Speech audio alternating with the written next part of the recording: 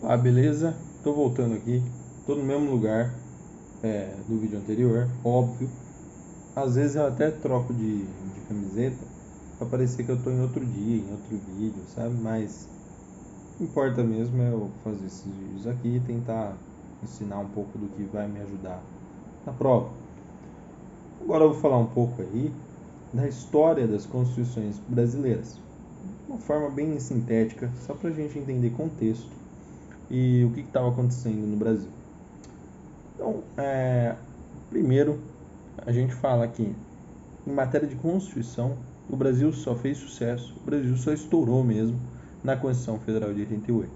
Ela é a melhor, ela é a maior, ela é a ótima, ela é uma Constituição incrível, ela é uma Constituição que está acima de todas as outras. Ela é o resultado, o produto de um processo muito paulatino, muito complicado, muito desgastante, mas é um resultado masterpiece, é uma obra-prima da própria sociedade.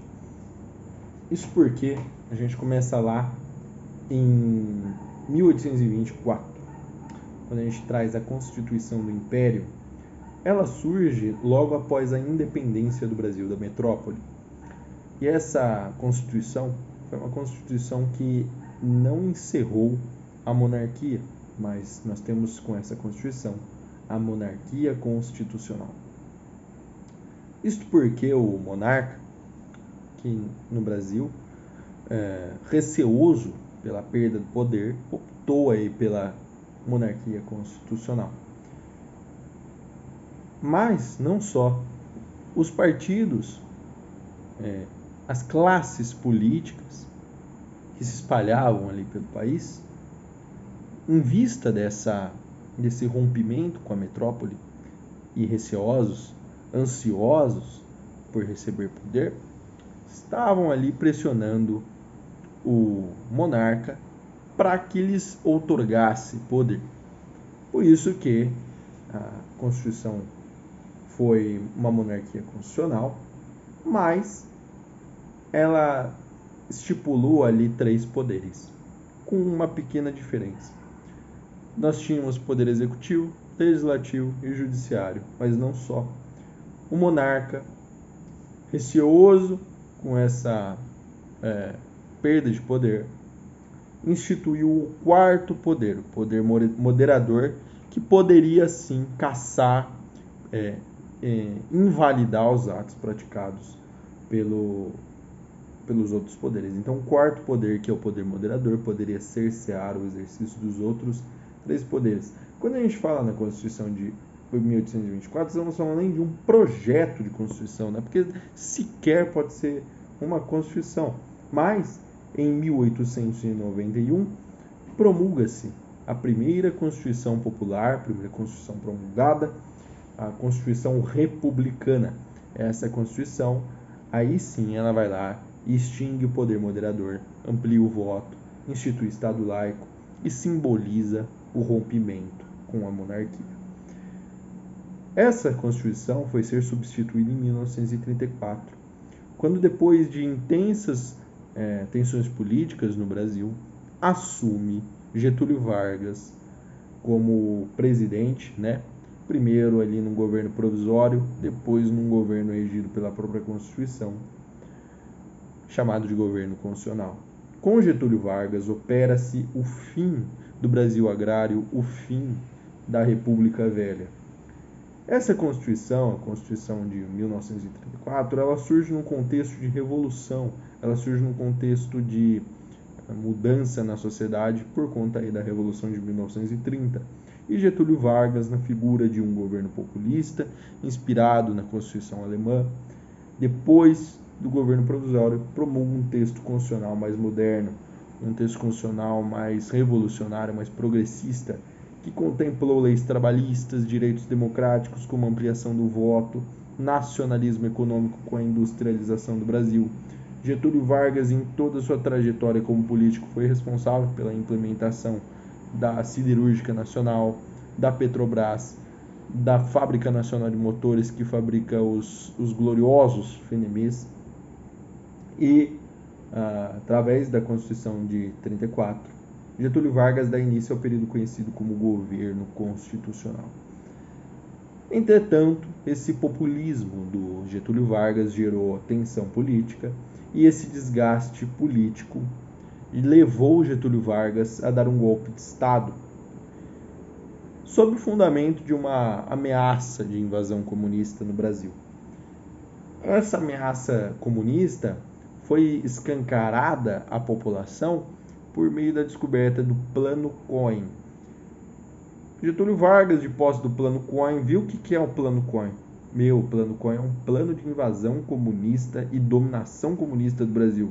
Será que é mesmo?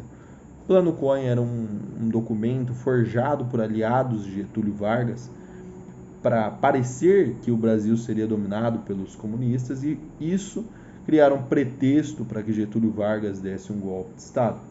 E aí, quando ele dá o golpe de Estado para se manter no poder, ele outorga a Constituição de 37, então ele impõe uma Constituição de forma autoritária, uma Constituição que ficou conhecida aí como Constituição Polaca, que deu início ao período conhecido como Estado Novo, que foi a ditadura varguista, uma ditadura de caráter fascista, com o Congresso Nacional fechado, e a maior marca dessa ditadura foi a nomeação de interventores que substituíram os governadores dos estados. Entretanto, essa ditadura não demorou muito para cair, porque em 1946, diante de pressão popular exercida para que o Brasil fosse democratizado, e com o fim da Segunda Guerra Mundial, com ares de democracia, ares de um fim de um período sangrento, surge a Constituição de 1946, promulgada, e como ela era uma Constituição promulgada, mais popular, ela atendeu sim aos anseios populares e ampliou ainda mais o voto.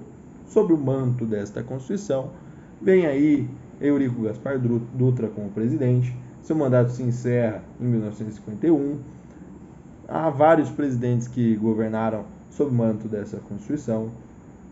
E Getúlio Vargas depois acaba voltando ao poder, funda a Petrobras e institui outras medidas de nacionalismo econômico, mas aí acabou sendo pressionado, acabou cedendo às tensões políticas que culminaram no suicídio de Getúlio Vargas.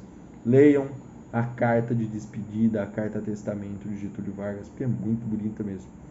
O último governo na vigência da Constituição de 46 foi o governo de João Goulart, um governo progressista que começou a falar em reforma agrária e já desagradou os grandes latifundiários brasileiros. Por isso, sob uma semelhante alegação de ameaça comunista, o Brasil sofreu um golpe militar e surgiu a Constituição da ditadura militar, outorgada em 1967. Os militares não acreditavam que aquilo ali seria duradouro, era só para retomar a ordem, mas acabaram ficando por bastante tempo. O período foi marcado por perseguição política, tortura, mortes, presos políticos, censura, desaparecimento de jornalistas, Vladimir Herzog, retrocesso científico, políticas econômicas absurdas de injeção artificial de moeda que proporcionaram ali um certo conforto durante esse período. Isso a gente pode ver aí por meio do milagre econômico que aconteceu durante a ditadura, mas implicou aí numa altíssima inflação no período posterior à ditadura, e foi um período marcado por empréstimos impagáveis com o estrangeiro para financiar essa atrocidade, né?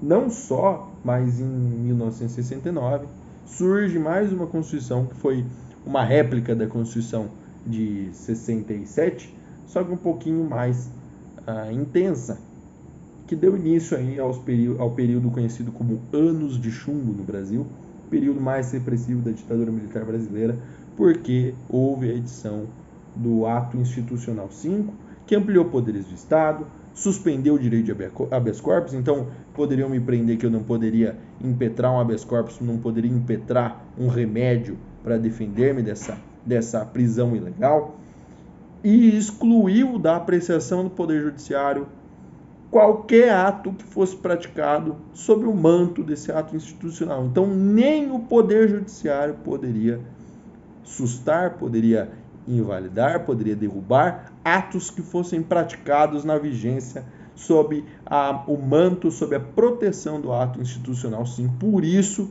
que ele foi um período tão repressivo, né? Entretanto, essa ditadura aí levou a população a dar início ao movimento Diretas Já, que buscava a redemocratização do Brasil por conta dessa pesada mão do Estado que governava o país. O movimento teve sucesso, houve a eleição de Tancredo Neves para presidente, e isso abriu espaço para a promulgação da Constituição da República Federativa do Brasil de 1988, a melhor, a mais legal, a mais bacana, a Carta Suprema que guarda e protege o Brasil até os dias de hoje, que consolidou a democracia, ampliou o voto, ampliou direitos civis e econômicos, trouxe garantias de direitos fundamentais, entre outros direitos de suma importância para o cidadão frente ao Estado e para a organização do poder. Bom, essa foi uma breve história aí das constituições brasileiras e eu espero que eu tenha ajudado.